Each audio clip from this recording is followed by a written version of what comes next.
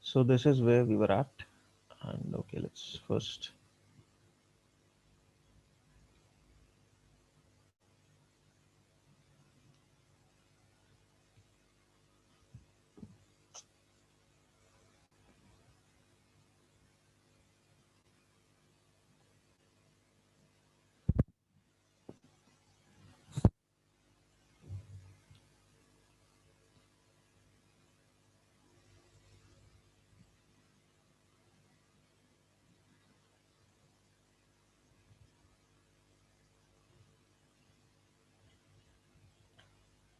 All right, so now we have logged in here, and okay, we had actually read through this part, and we need to move to the actual solution portion now. So basically the situation is that we have a ciphertext file. There is a file containing the key, but of course we don't have access to it. However, we have a file which can encrypt anything you give to it as an input. So we can make use of that and give it some oh, give it some plain text of our own. And when that is encrypted, we'll be able to figure out what the key is. So there are some things, however, that we must keep in mind. The stuff that they've mentioned here, that the encrypt binary will look for the key file in your current working directory. So it is best to create a working directory in temp and link key file there. You'll also need to give Krypton 3 access to your working directory. All right, so let's start with it. So we'll make a directory in temp.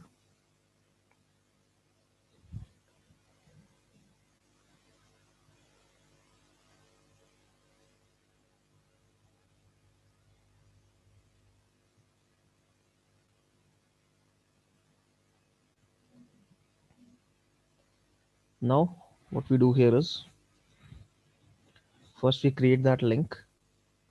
So I'll just copy this command over there. Okay.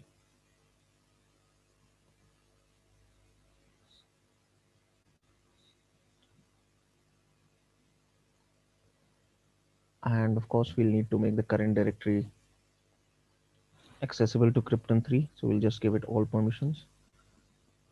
All right. Okay, so chmod 777, and I need to do this for the current directory. So I'll just specify dot.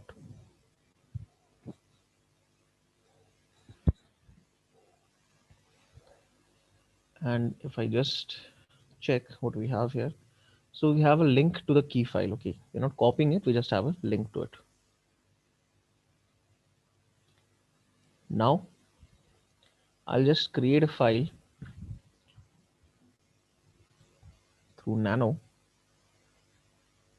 I'll call it plain text. Okay, and I'll just enter ABCDEF.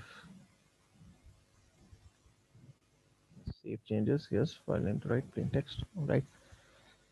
So we have our plain text file. Now what I need to do is to encrypt this file using the encrypt binary.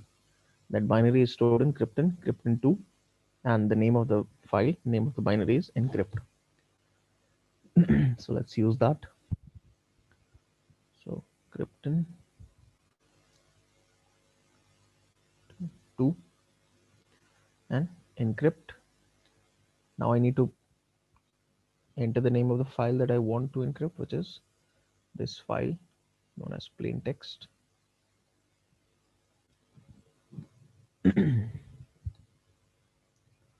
And so it's finished working.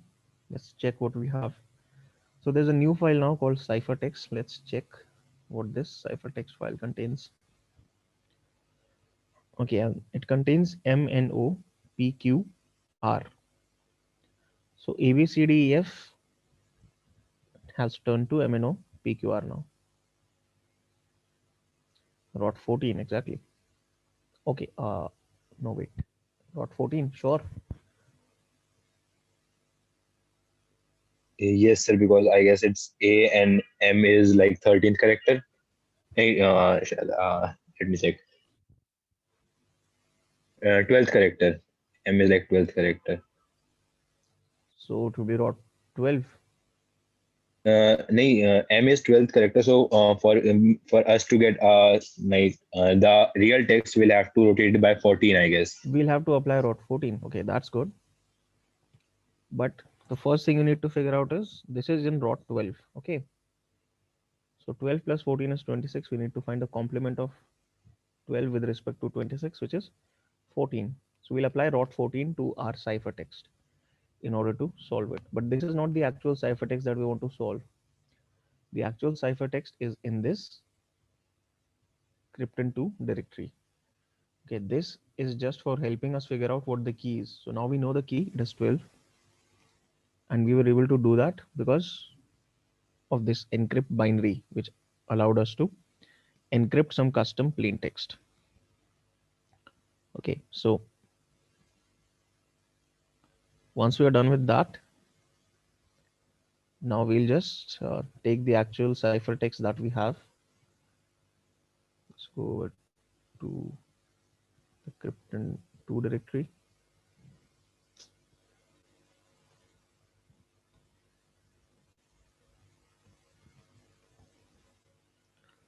Okay, so this is our actual ciphertext. Just copy it. I can go over to that website, ROT13. I'll paste this here and select ROT14. So now you can see we get the answer as Caesar is easy. So okay, this is our password for the next level. Caesar is easy. Right, so any doubts or any questions so far?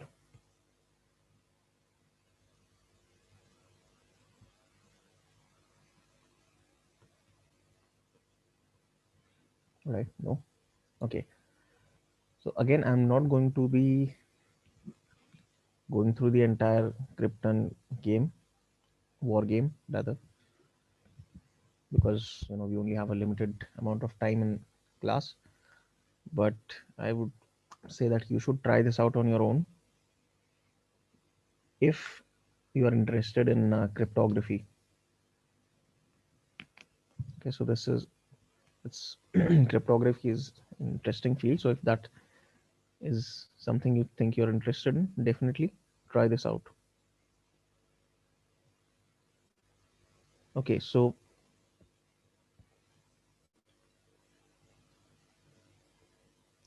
there are a couple of other websites that I want to mention here before we move back to our traditional CTFs. Okay, so a couple of other websites, like one was this Over the Wire. There are quite a few good ones.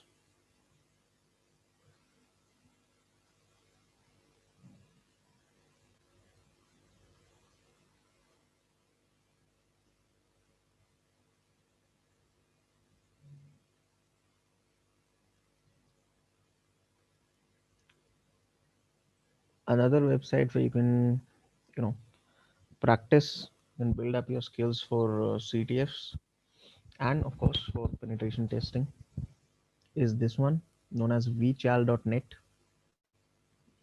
Okay, what I'll do is I'll just paste this link in the chat as well.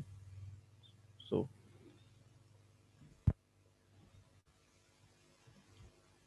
you can just go here, make an account.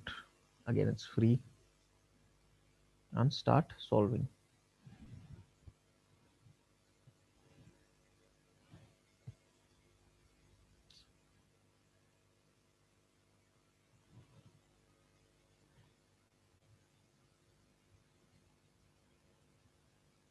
Okay, so I've pasted the link in the chat.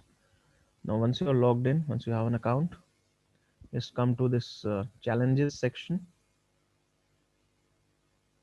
and there you will see a list of all the challenges that you can solve.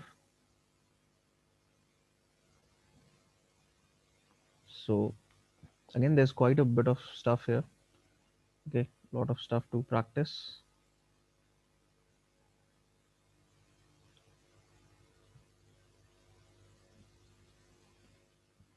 So you can filter these by difficulty or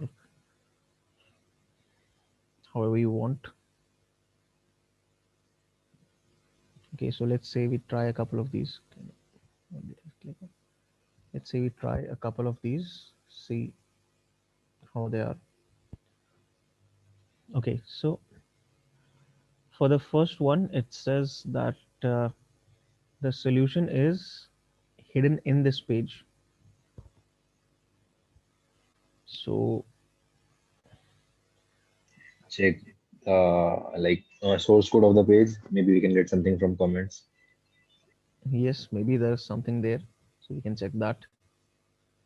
So the source code, if there is something there, it's usually going to be in the form of a comment, like you mentioned. Yes, sir. Yes. So an HTML comment, right? So so far, no HTML comments so far.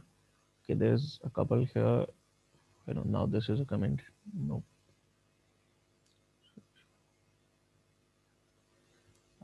Again, nothing in these comments, and we've reached the end of the code, and there's still nothing useful here.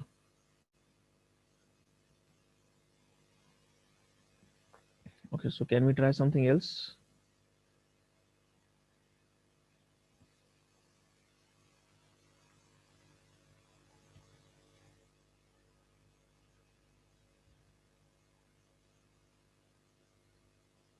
Is there another way of trying to check source code of a page?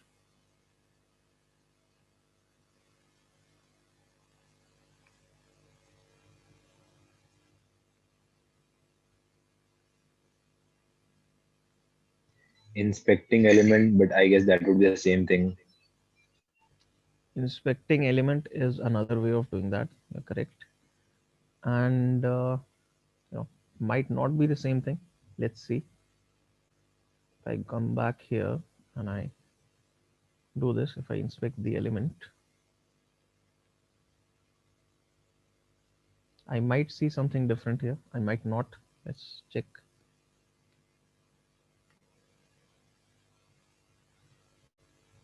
So far, it looks like it's the same.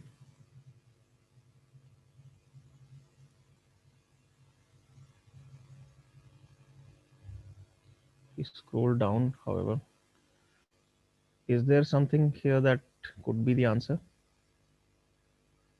Uh, the last comment, I guess. Yes. Let me see. Yeah, so the last Yes. comment, Yes. HTML underscore source code. The last HTML comment. underscore source code. So this is our answer, HTML underscore source code. This is the solution for this level. So I'll just copy this. Okay, I don't need this anymore. I'll close it and submit.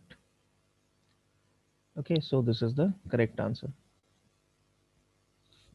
Okay, so this was just one challenge. There are others as well. Okay, for example, there's stuff on stegnography. So is anyone here familiar with stegnography? Yes, sir. I know. You're familiar? Okay, so what does stegnography mean? Hiding any data behind any kind of image, so it's like data is unreadable until unless you just decrypt the image, like kind of adding something in the end of a image or adding something in the start of the image. Yeah, so it's basically that you are using some kind of file to hide data, right? So you are hiding, let's say, some text within an image file, for example, right? You could say that's an example of steganography. Or you're hiding some text within an audio file. That is an example of stegnography. Yes. So hiding some kind of data within a file. It, it could be, you're using an image, it could be you're using an audio. Now, for steganography, images are much more common than audio files, but audio steganography is also very much possible and it is also used. Okay, so in this case, we have image steganography, which is much more popular. And to do any kind of, you know, action over this image, I need to first download it. So I'll need to save a copy of this image onto my system. In downloads, this is stegno1.bmp. Okay, that's the name of the image. All right, so I'll go to the terminal.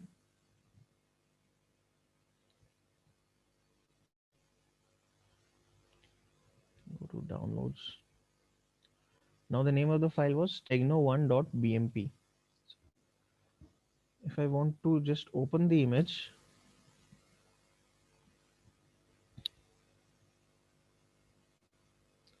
okay, so I've opened, and this is the image. Okay, it's just one small, very small square of 4 by 4 pixels. So you can't even see anything here.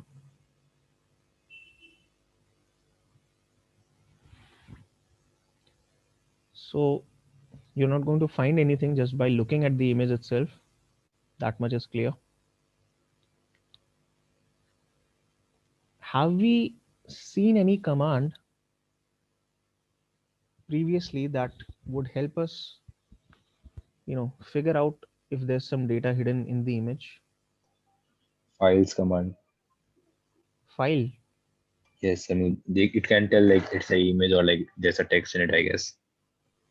If I use a file command,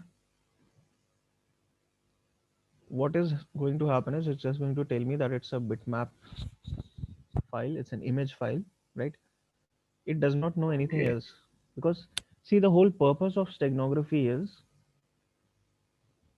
to make it, you know difficult for anyone who looks at the file to tell that okay, there's some hidden data in here. So the fact that it is an image file does not change. It is going to remain an image file, but just there's going to be some text hidden somewhere within the data of that image file, because it's all just data. So it's different kind of data. Image files contain data regarding the pixels. Text file contains your ASCII characters and stuff. But of course, it's all ultimately just data, and you can store different kinds of data in one file. But of course, it's mainly an image file. We are just using part of it to store our data. Now, what other commands do we have that allow us to look at, uh, you know, data within files that are not text files? See, if I just directly run cat on this file, I think you can predict what kind of output I'm going to see.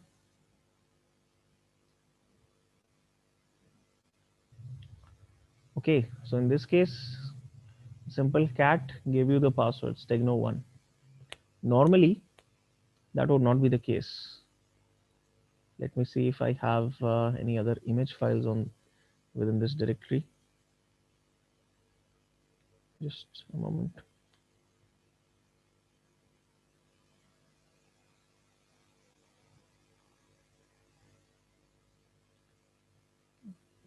Allen.jpg. Okay, so there's a JPG file. Let's just cat that out and see what kind of data you get.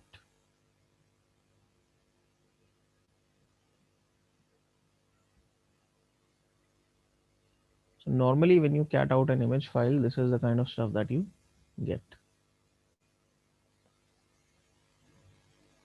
And of course, none of this is readable because it's not, it's not a text file. So this data is not going to be actually readable by us.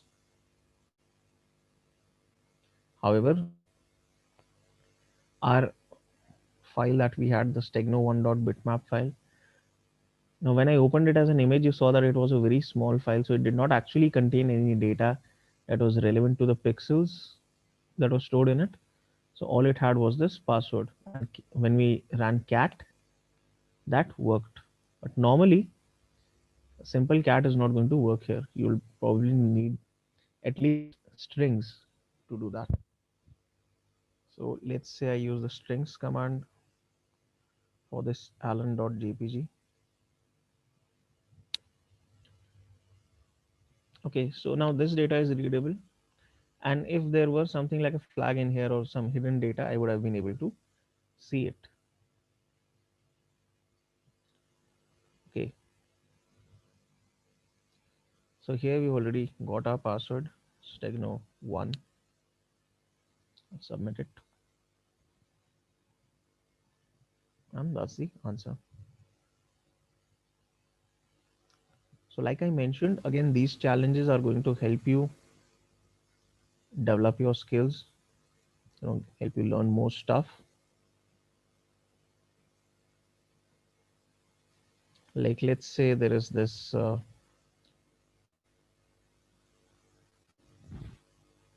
challenge. It says that your task is to decode the following. Now, can you tell me how you would go about doing that?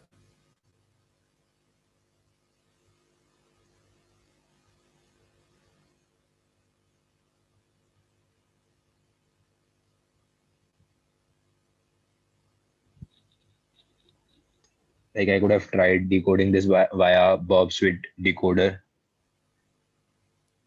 Okay, you can do that. Basically, what is this? This text that you're seeing, what format is this?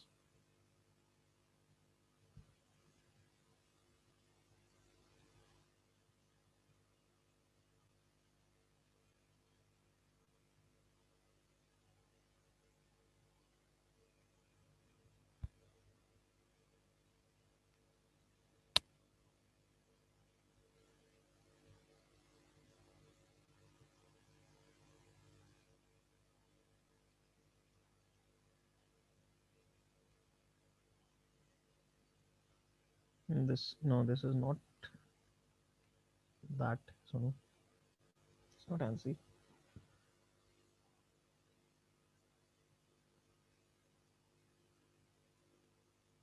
And basically, what is ANSI? Do you know what is this? You have typed ANCII. Did you want to type ASCII?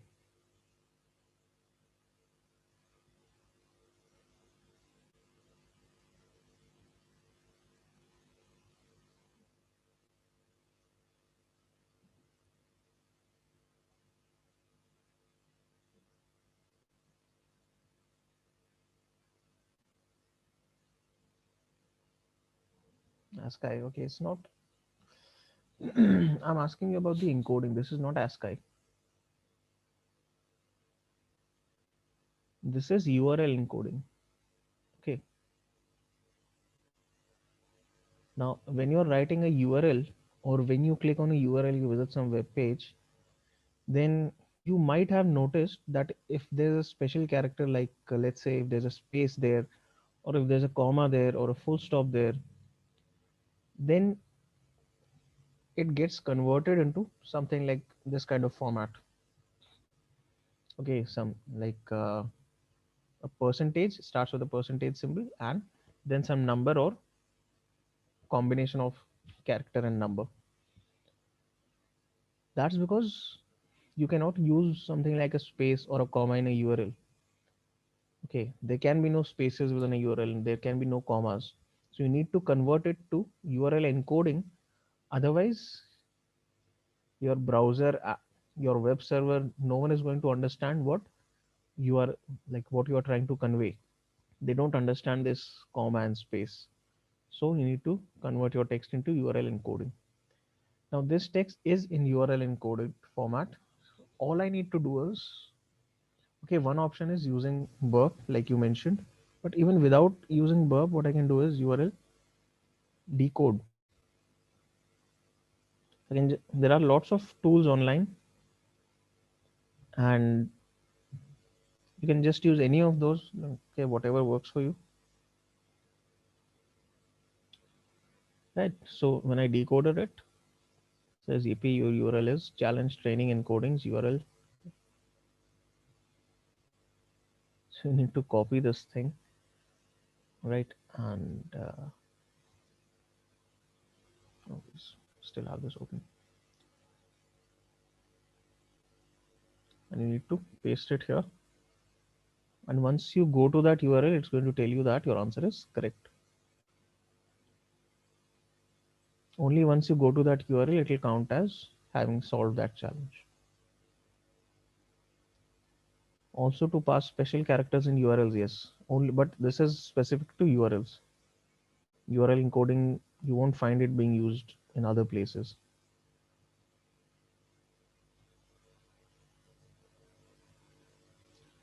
All right. So similarly, there's a lot of stuff here. You can practice, create an account. Also, this website also tells you other websites where you can practice stuff. So it has a long list.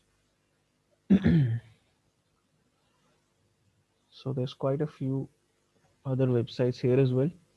Not all of them are as like not all of them are very good or excellent places, but definitely there's a lot of good stuff here.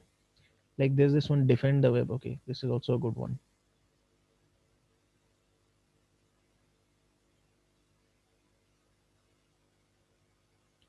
Okay, defendtheweb.net.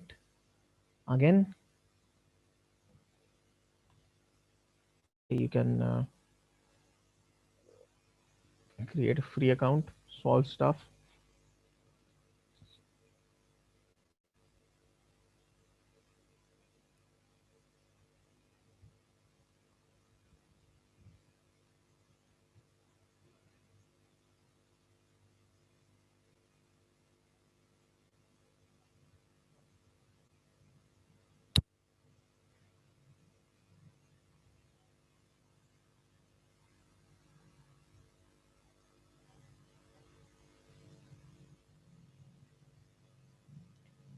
Okay, so when you come to the website, to this Defend the Web, there's a section of the site called Playground where you have.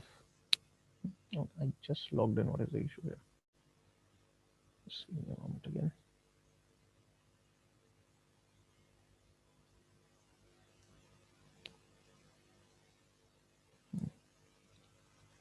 I think there's an issue with the website as of now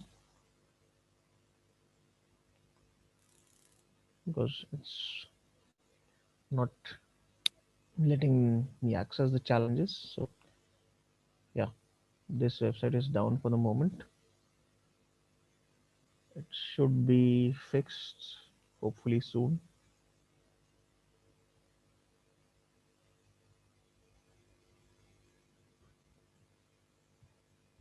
In any case, of course, I've pasted the URL for it in your chat, and you can try using this website as well. It's pretty good for practice. Now, okay, now these websites are not your traditional, hack hacking a machine and getting the flag type of thing, but they offer a lot of stuff, a lot of good challenges that will help you build your skills.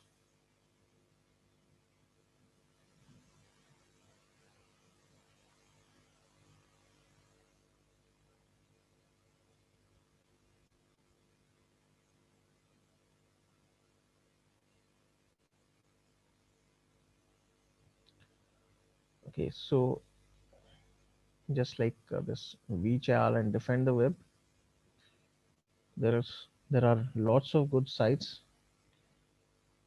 Okay,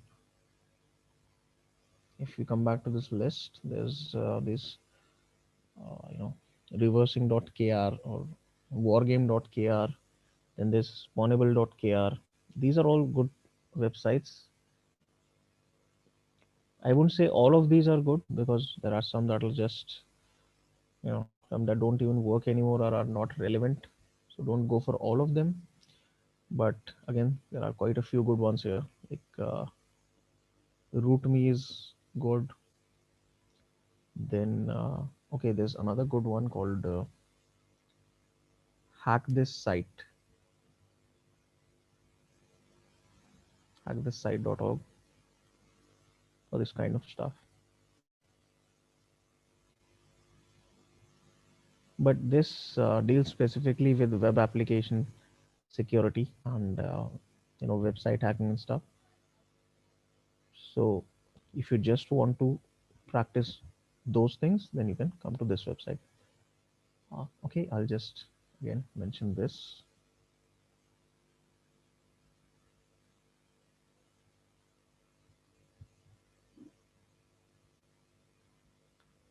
All right, okay, and now coming back to solving CTFs, you know, routing a machine and getting the flags. Coming back to that,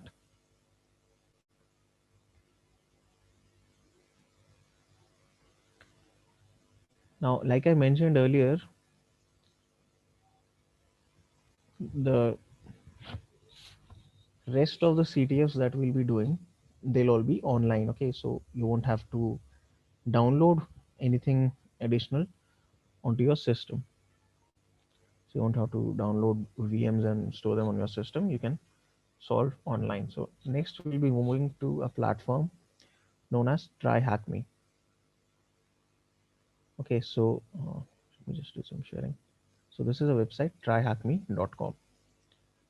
So here what you can do is you can solve CTFs, and they're in the form of rooms on this website. So you can join a room, solve CTF, and all of that you can do completely online. So you just need to download a very small configuration file to connect to their network.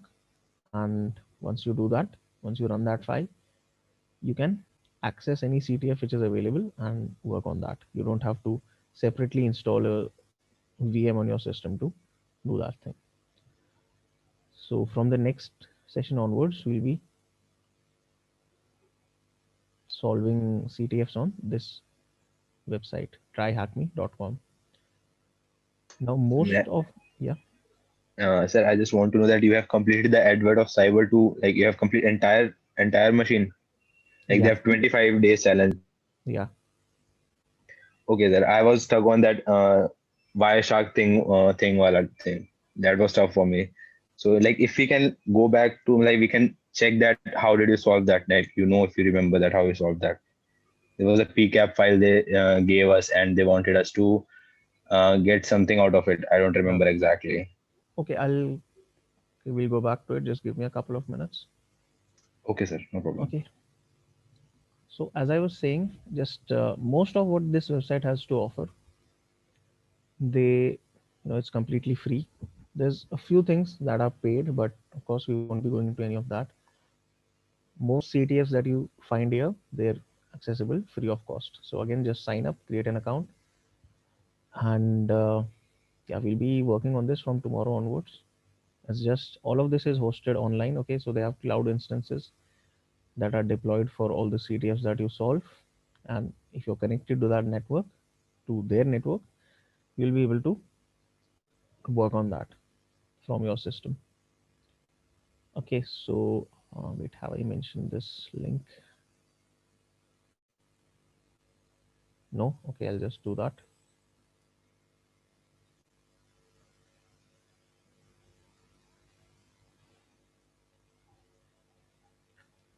Okay, so we'll start working on CTFs here tomorrow. So just create an account and then you can start practicing here. Any questions? Anything that might need clarification?